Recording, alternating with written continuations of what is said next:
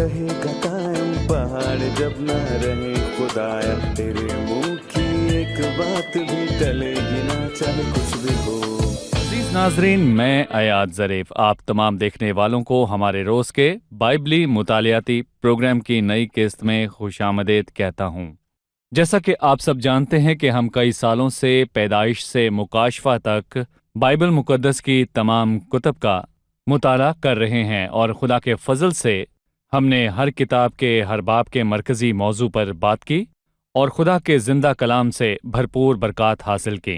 तेरी बातों की तशरीह नूर बख्शती है, वो सादा दिलों को अक्लमंद बनाती है। पतरस रसूल ने नबूती कलाम के मुतालिक कहा, और हमारे पास नबियों का वो कलाम है जो ज़्यादा मोतबर ठहरा, और तुम अच्छा करते हो जो ये समझकर इस पर गौर करते हो कि वो एक चिराग है जो अंधेरी जगह में रोशनी बख्शता है। जो भी बाइबल का मुताला करे इसकी कसरत से मामूर होता है। बहुत लोग रूहानी तौर पर गरीब हैं क्योंकि वो बाइबल मुकद्दस को नहीं खोलते। सो खुदावंद हमें फजल बख्शे कि हम इस प्रोग्राम के जरिए बाइबल की बरक़ात को हासिल करें। अभी हम अहद कदीम में यसाया की किताब का मुताला कर रहे हैं। ये पहली नबूती किताब है और हम इसके 19वें बाब पर पहुंच चुके हैं।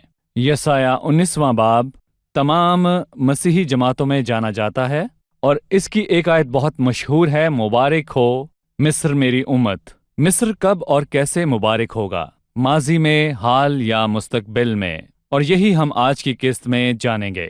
लेकिन प्रोग्राम का बाकायदा आगाज करने से पहले मैं स्टूडियो में आए खुदा के खादिम का खैर मकदम करना चाहूँगा। खुशामदीद भाई यूसुफ। बहुत शुक्रिया भाई। और स्टूडियो में आए दीगर मेहमानों को भी खुशामदीद। क्या आपने यसाया 19 से सवाल तैयार किए? आमीन। भाई यूसुफ, हम यसाया 19वें बाब पर पहुंच चुके हैं। आप जानते हैं कि इस बाब के मुतल्लिक बहुत कुछ कहा जाता है। इस बाब का आप हमें उन्वान बताइए। इस बाब को क्या उन्वान देंगे? इसका उन्वान इसकी पहली आयत है कि मिस्र के बारे में बारे नबूवत। और मैं अपने नाजरीन को याद दिलाना चाहता हूं कि बारे नबूवत के मानी है बोझ और भारी अल्फाज। ये खुदा का कलाम है और खुदा के कलाम में अदालत और बरकत का कलाम है। तो मैं कहूँगा कि जब खुदा अदालत की बात करे या फिर बरकत की बात, तो हमें सुनना चाहिए। भाई यूसुफ, हम इस बाब को किस तरह तकसीम करें ताकि आसानी से इसको समझ सकें? देखिए, मैं कहूँगा कि पहली ता 15वीं आयत में माजी की बात हुई और 16वीं आयत से बाब के आखिर तक मुस्तकबिल की बात हुई, और हम इस बाब को 2 हिस्सों में या फिर 3 हिस्सों में तकसीम कर सकते हैं। 1 ता 15 आयात माजी को बयान करती हैं और मैं कहूँगा कि इसमें 2500 सालों का जिक्र है, और फिर 16वीं आयत से 20वीं आयत तक मुख्तसर पर मैं कहूँगा कि यहाँ मुश्किल वक्त का बयान है, जो कि एक बड़ी मुसीबत का दौर है।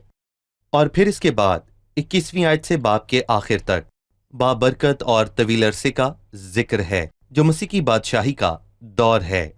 पर हमने इसको ऐसे तकसीम क्यों किया? ये मेरी अपनी तकसीम नहीं, पर एक जुमला है जो हमें पहली 15 आयात में कहीं नहीं मिलता, पर 16वीं आयत से बाब के आखिर तक ये जुमला 6 मरतबा आया है। उस वक्त, उस रोज 6 में से 3 मरतबा ये मुख्तसर अरसे का बयान है जिसका जिक्र मैंने किया। ये 7 साल हैं, और बाकी 3 मरतबा तवील अरसा है जो कि मसीह की बादशाही है। आपने बताया कि पहला हिस्सा 1 ता 15 आयत तक है। ये 2500 साल का अरसा है। जी। हमें बताएं कि ये कब शुरू होकर खत्म होगा। देखें भाई, यसाया ने इसकी पेशनगोई की थी।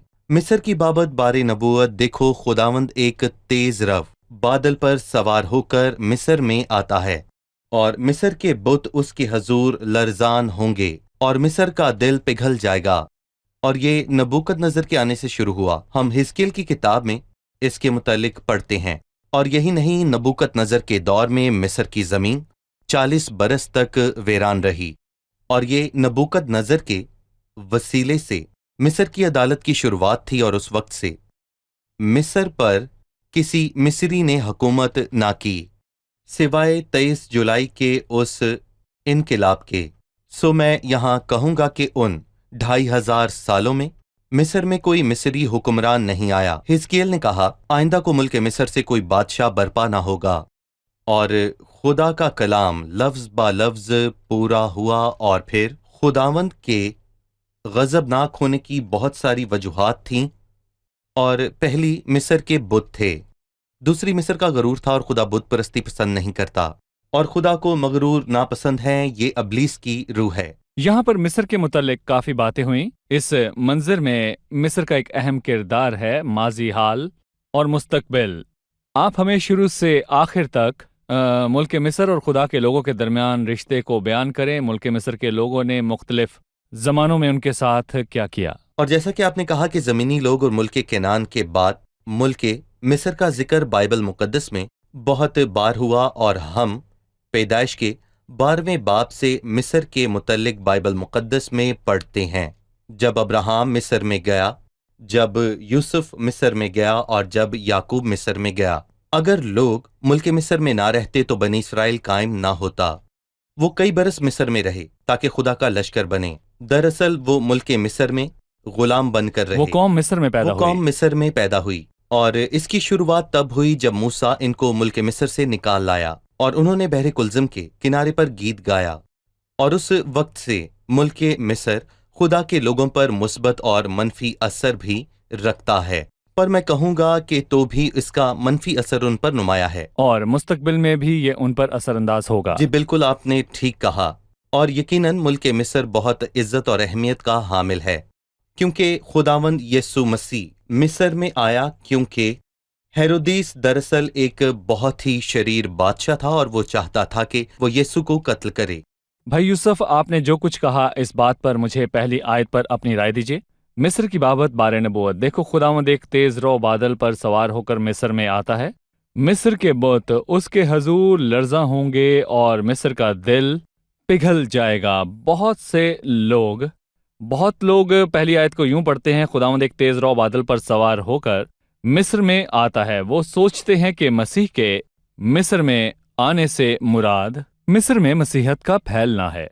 जब खुदावंद मिस्र में आता है तो बुत लर्जा होते हैं और मिस्र के लोग मसीहत की तरफ माइल होकर मसीह पर ईमान लाते हैं। देखिए, मैं कहूँगा कि इस नबूवत को इसके माफूम से अलग ना करें। पतरस ने कहा, कलाम मुकद्दस की किसी बात की तवील किसी के ज़ाती इख्तियार पर मौकूफ नहीं, और बाइबल मुकद्दस में जब भी बादल का जिक्र हुआ तो ये अदालत की अलामत है। मुकाशफा 1:7 में लिखा है, देखो वो बादलों के साथ आने वाला है और हर एक आंख उसे देखेगी, और जिन्होंने उसे छेदा था वो भी देखेंगे, और जमीन के सब कबीले उसके सबब से छाती पीटेंगे। जब खुदा उन बादलों पर सवार हो तो ये अदालत की अलामत है। जब हम बाकी बाब का मुताला करेंगे तो जानेंगे मिस्र के लोगों की अदालत हुई।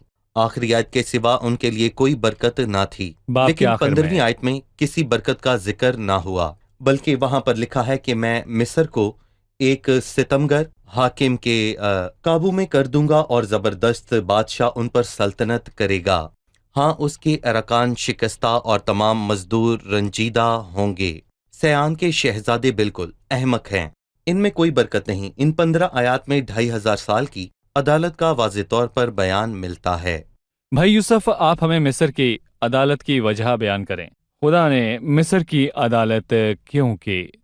देखिए, मैंने पहले 2 वजूहात बयान की। पहली वजह बुत परस्ती है, क्योंकि मिस्र बुत परस्ती से मशहूर था। वो हर चीज की पूजा करते थे, और यहाँ तक कि हम तसव्वुर भी नहीं कर सकते। मिस्री कीड़ों, सांपों और बंदरों, यहाँ तक कि मिस्री तमाम चीजों की दरअसल पूजा किया करते थे। पर वो होशियार थे भाई यूसुफ, और मूसा ने मिस्रियों के तमाम मालूम की तालीम पाई। क्या आप सोच सकते हैं कि कोई आकल कीड़ों की इबादत करे?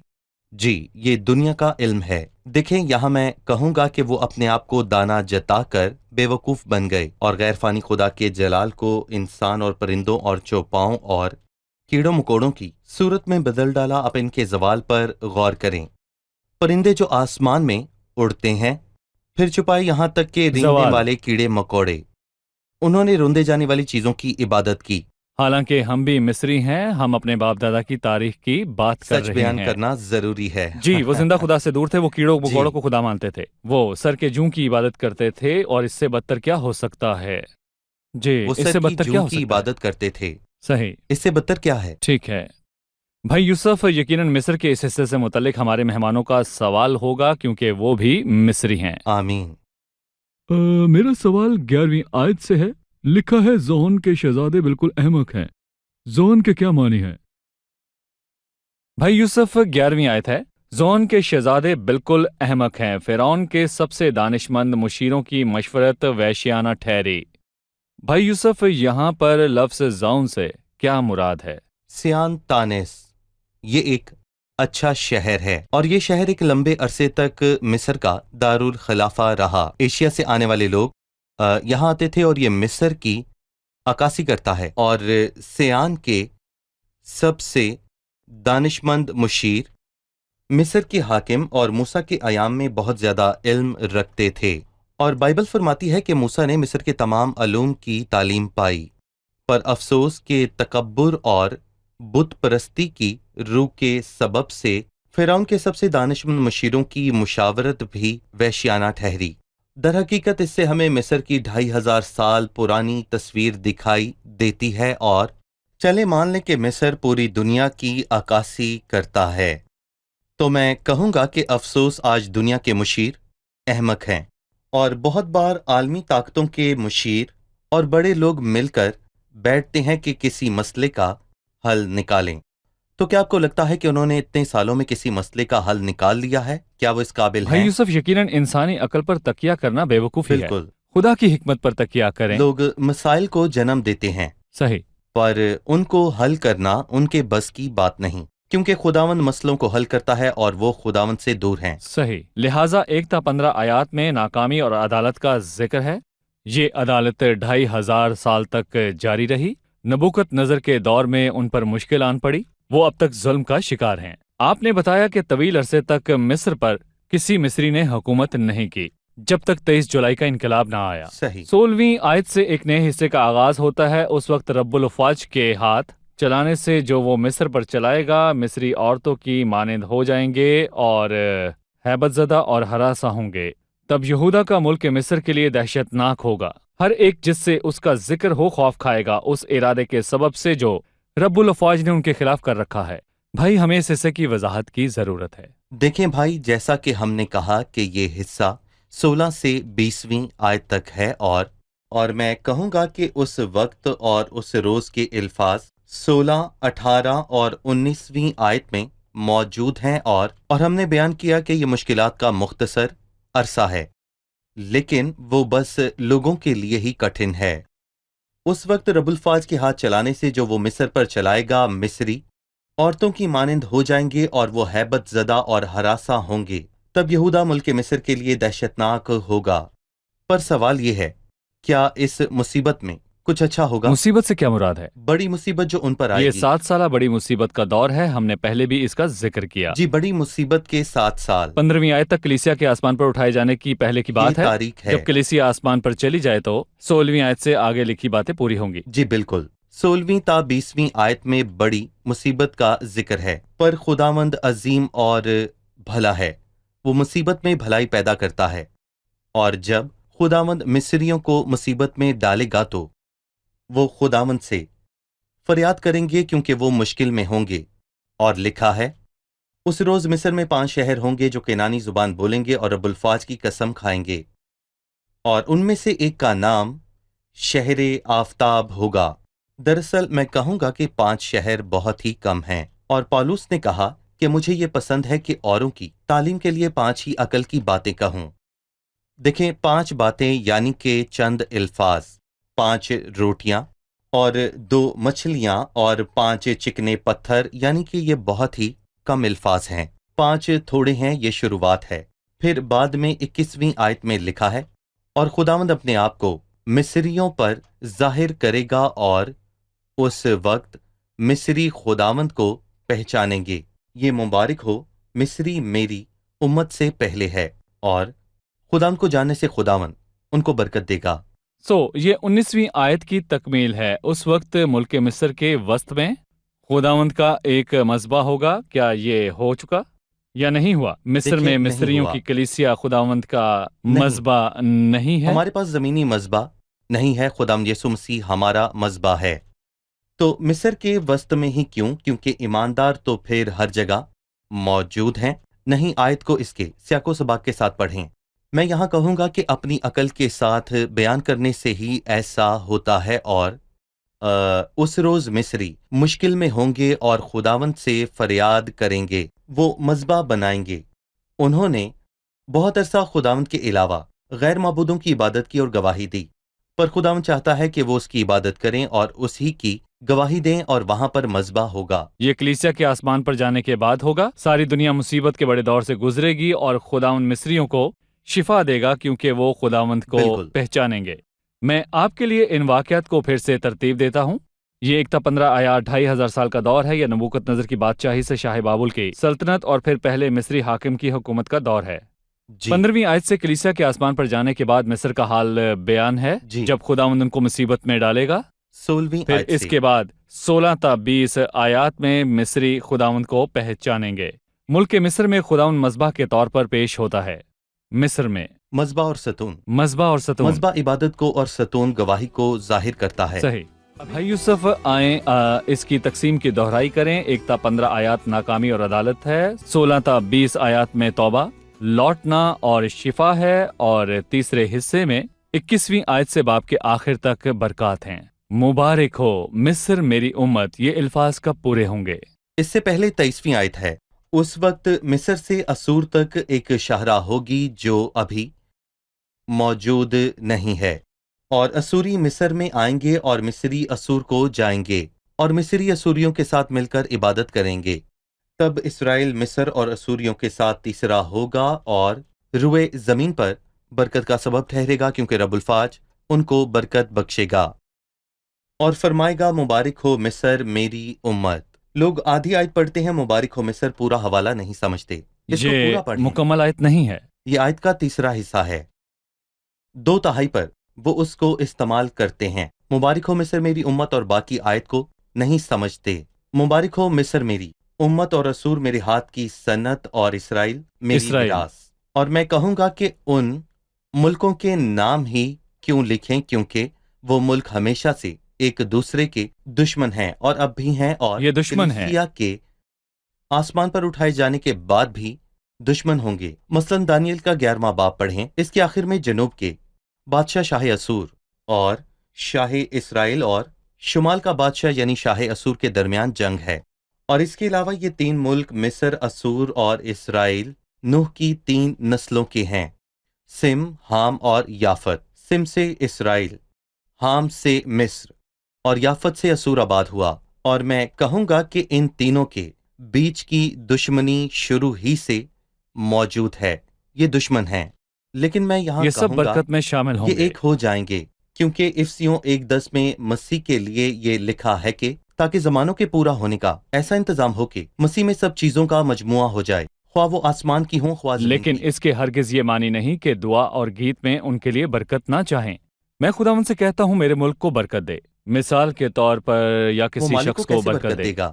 کہ اس کے لوگ خداوند کو جانیں، یہ نہیں کہ جی ہاں، سب بالکل۔ مسیح کو قبول کر لیں اور مسیح آج ہی سلطنت کرے، جیسا ہم نے یقیناً کہا کہ یہ بائبل کی تعلیم سے تضاد ہے، اور اگر اسی باب کو دیکھیں تو لکھا ہے مصری خداوند کو پہچانیں گے، صحیح۔ پھر لکھا ہے مبارک ہو مصر میری امت۔ جی، 1000 سالہ بادشاہی میں وہ خداوند کو جانیں گے، اور جب مسیح سلطنت کرے گا تو اس کی برکات میں شامل ہوں گے۔ مبارک ہو مصر میری امت، یہ مصر اور اسور اور اسرائیل تک سب کے لیے ہے۔ بھائی ان گیتوں کی درستگی کے لیے بائبل سے حوالے لینے کی ضرورت ہے۔ بالکل، اس حصے پر بہت سے گیت بنے اور کلیسیوں میں گائے جاتے ہیں، پر لوگ اس کا وقت اور مطلب نہیں سمجھتے۔ بھائی میں کہتا ہوں کہ ہمیں نبوتی کلام کو ایک ساتھ پڑھنے کی ضرورت ہے۔ ہم کسی ایک آیت کو یسایہ کی نبوت سے الگ کر کے ہرگز سمجھ نہیں سکتے، جبکہ یسایہ کی مکمل کتاب کا متن معلوم ہونا۔ دیکھیں بھائی، یقین کیجئے کہ مجھے ایک آیت کو سمجھنے کے لیے پورے باب کو پڑھنا پڑتا ہے۔ خدا کا شکر ہے کہ بائبل مقدس ہمیں شروع سے لے کر آخر تک خدا کا منصوبہ بیان کرتی ہے۔ ہمارے مہمانوں کے پاس سوال ہوں گے، چلیے ان کا سوال جانتے ہیں۔ میرا سوال دوسری آیت سے ہے، لکھا ہے اور میں مصریوں کو آپس میں مخالف کر دوں گا، ان میں ہر ایک اپنے بھائی اور ہر ایک اپنے ہمسائے سے لڑے گا۔ ہم ان باتوں کو موجودہ دور کے ساتھ منسلک کیوں نہیں کرتے؟ آج تک ہم یہی حالات دیکھتے ہیں کہ لوگ آپس میں لڑ رہے ہیں۔ ہر انقلاب کے کچھ فائدے اور کچھ نقصانات ہوتے ہیں، ہم آج کے دور میں یہ باتیں کیوں نہیں کہتے؟ بے شک بھائی یوسف، یہ محض مصریوں کے لیے नहीं है बल्कि सब लोगों के लिए है। क्या बिल्कुल, कहेंगे? आखिरी जमाने की निशानी है कि कौम पर कौम और सल्तनत पर सल्तनत चढ़ाई करेगी। पर मैं कहूँगा कि जो दूसरी आयत में बयान हुआ वो माजी में पूरा हो चुका है, लिखा है। और मैं मिस्रियों को आपस में खिलाफ कर दूंगा और उनमें से हर एक अपने भाई से और हर एक अपने पड़ोसी से लड़ेगा, और शहर शहर से, और सुबह सुबह से। ये इनकलाब के दिनों में नहीं हुआ, शहर शहर के और सल्तनत सल्तनत के खिलाफ नहीं हुई, क्योंकि कोई सल्तनत नहीं है। कदीम जमाने में मिस्र में मजीद 12 सल्तनतें मौजूद थीं, पर वो बिखर गईं, क्योंकि एक सल्तनत दूसरी सल्तनत से लड़ेगी। तारीखी लिहाज से ये बात पूरी हुई। अब गुनाह के नतीजे में लोग एक दूसरे से लड़ते हैं, जैसे एक मछली दूसरी सही। को खाती है। जी, मैं एक छोटा सा सवाल करूंगा, हालांकि हमें इस बाब का खाका मिल चुका है। 5वीं आयत से बहुत से लोगों का सवाल है, और दरिया का पानी सूख जाएगा और नदी खुश्क और खाली हो जाएगी। ये कौन सा दरिया है जो पानी सूख जाएगा और खुश्क होगा? क्या तारीखी लिहाज से यह आयत पूरी हो चुकी है? अगर यह दरिया नील के लिए है तो इसका पानी कब सूखा? देखें भाई, मैं कहूँगा कि तारीख में ऐसा हुआ। एक मुअर्रख थे अब्दुल लतीफ़ अल बगदादी, उसको इब्ने अलमबाद भी कहते हैं। उसने इस वाक़े पर लिखा जो कि हमें हिस्केल की किताब में मिलता है। वो कहता है कि नबूकत नज़र ने मिस्र को तबाह किया और उसका पानी सूख गया। और मैं ये भी कहूँगा कि तारीखी तौर पर ये बात पूरी हुई। मेरे मुताबिक ये पूरा हो चुका है। मुस्तकबिल में इसकी तकमील होगी, पर ऐन मुमकिन है कि ये माजी में पूरा हो चुका है। जी, जो मिस्री लोग हमें देख रहे हैं, हम उनको यकीन दहानी कराते हैं। वो सोचते हैं कि सिर्फ आखिर में 1000 साल बादशाही के वक्त उनको बरकत हासिल होंगी। मैं उनको बताना चाहता हूं कि निजात दहिंदा से मुस्तफीद हों, मसीह की आमद से पहले और जमीन पर उसकी सल्तनत से पहले उसकी बरकत में शामिल हों। देखें भाई, मैं बताना चाहूँगा कि बरकत एक माहौल से मुंसलिक नहीं है, बल्कि मसीह को कबूल करने से हैं। अमाल के 3 बाब के आखिर में यहूदियों के मुतल्लिक लिखा है कि पतरस रसूल ने कहा, खुदावंद ने अपने खादिम को उठाकर पहले तुम्हारे पास भेजा, ताकि तुम में से हर एक को उसकी बदियों से हटाकर बरकत दे। जब कोई अपनी बदकारी से तौबा करे और खुदावंद के पास लौट आए तो उसके लिए बरकत हैं। और हमने कहा कि मुस्तकबिल में इस कौम के लिए बड़ी बरकत हैं, क्योंकि वो खुदा को जानेंगे। कुछ लोग कहते हैं कि हम उन 7 सालों में खुदा को जानना चाहते हैं, पर मैं कहूँगा आज ही खुदावंद को कबूल कर लें तो आपको बहुत जी, बरकत मिलेगी। मसीह को जानना बरकत है, हकीकी बरकत। बिल्कुल। शुक्रिया भाई यूसुफ, खुदा आपको आपके साथ बरकत दे। मुताले का बहुत लुत्फ आया। अब हम मेहमानों से उनकी राय जानेंगे। जी खुशामदीद। यकीनन आज का मौजू बहुत अहम था, ये मिस्र के मुतालिक था। हमने इस बाब की तकसीम के मुतालिक सीखा। क्या कोई हमें इसकी तकसीम बता सकता है? इसको 2 या 3 हिस्सों में तकसीम कर सकते हैं। 2 हिस्सों में 1 ता 15 आयात माजी के मुतालिक है और 16वीं आयत से बाब के आखिर तक मुस्तकबिल की बात है। फिर 3 हिस्सों में तकसीम कर सकते हैं। 1 ता 15 आयात में तवील अरसा यानी 2500 साल का बयान है। 16वीं आयत से 20वीं आयत में मुख्तसर अरसा है जो बड़ी मुसीबत के दौर के 7 साल हैं। फिर 21वीं आयत से बाब के आखिर तक मसीह की सल्तनत के दौर का जिक्र मौजूद है। सही। पहले हिस्से के शुरू में 1 ता 15 आयात में खुदावंद तेज रौ बादल पर सवार होकर मिस्र में आता है। वो मिस्र को बरकत देने आ रहा है या कुछ और है? जी बताइए। खुदावंद मिस्र की अदालत को आता है और उसकी 2 वजूहात हैं। पहली, मिस्र में बुत परस्ती बहुत आम थी और वो हर एक चीज़ की पूजा किया करते थे, और दूसरी वजह उनका गरूर था और इसीलिए खुदावंद ने उनकी अदालत की। सही। क्या कहेंगे जी भाई? बिल्कुल। ठीक है। मिस्र की मुसीबत कब शुरू हुई? भाई यूसुफ ने 2500 साल का वक्त बताया। मिस्र की मुसीबत किस वक्त शुरू हुई? नबूकत नजर की सल्तनत के साथ इसका आगाज हुआ। मिस्र 40 बरस तक तबाह हाल रहा और ऐसा चलता रहा। मिस्र पर किसी मिस्री हुक्मरान ने हुकूमत नहीं की। जी। फिर 23 जुलाई का इनकलाब आया जब मिस्र पर मिस्रियों की हुकूमत बहाल हुई। कोई मुझे दूसरे हिस्से के मुतालिक बताए जो 16 ता 20 आयात में है। तौबा, लौट आने और शिफा का दौर। खुदावंद उस कौम के पास क्यों आता है? वो उनको किस तरह शिफा बख्शेगा? हमने 20वीं आयत में पढ़ा कि वो जुल्म के सबब से खुदावंद के हजूर फरियाद करेंगे। शुरू में बहुत कम लोग होंगे, 5 शहर के लोग, बहुत कम तादाद है, और मिस्र की हालत बुरी होगी। वो खुदावंद से फरियाद करेंगे और खुदावंद उन बाकी बचे लोगों को 1000 साला बादशाही में शामिल करने को ले आएगा। यूं वो लौट आएंगे और शिफा पाएंगे। जी। फिर तीसरा हिस्सा है, ये किसके बारे में है? तीसरा हिस्सा, मुबारक हो मिस्र मेरी उम्मत। जब मिस्र के लोग खुदावन को पहचाने और उसको कबूल करें तो उनको बरकत मिलेगी। ये कब होगा? 1000 साला बादशाही में। उन लोगों को 1000 साला बादशाही में बरकत हासिल होंगे, असूर और इसराइल समेत। मुबारक हो मिस्र मेरी उम्मत, असूर मेरे हाथ की सनत और इसराइल मेरी मेराज। जी भाई यूसुफ, जी। ठीक है। सही। उन्होंने खुदा का 19वें शुक्र बाब हो। का मुताला गौर से खुदा का सुना। शुक्र। खुदा का शुक्र हो। अगले प्रोग्राम में आपसे फिर खुदा आपको मुलाकात बरकत होगी। दे।